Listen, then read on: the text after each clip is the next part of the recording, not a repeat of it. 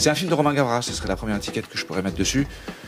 Bon, c'est quoi un film de Romain Gavras? Bah écoutez, je le connais depuis longtemps, hein, Romain, vraiment. Hein. J'ai même produit le premier film avec Éric Névé, son premier film qui s'appelait Notre jour viendra. C'est un mélange d'humour, de tendresse, il y a plein de choses en fait. C'est toujours un peu entre les deux. On sait jamais où on met les pieds. Il y a de la poésie, en même temps il y a quelque chose de très très moderne. Il y a un esthétisme où on voit tout de suite que c'est ses images à lui. Donc elle travaille avec André Chemetov tout le temps. Et en même temps, au-delà de l'esthétisme, il y a quelque chose d'humain, je crois, de regarder tous ces personnages, parce que tous les personnages sont touchants. Hein. C'est tous des personnages qui se débattent avec ce qu'ils sont. Et on en rit, mais en même temps, c'est quand même assez dramatique, toujours un peu ce que ça dépeint, tout ça. Vous dites que vous le connaissez depuis longtemps. La rencontre s'est faite comment?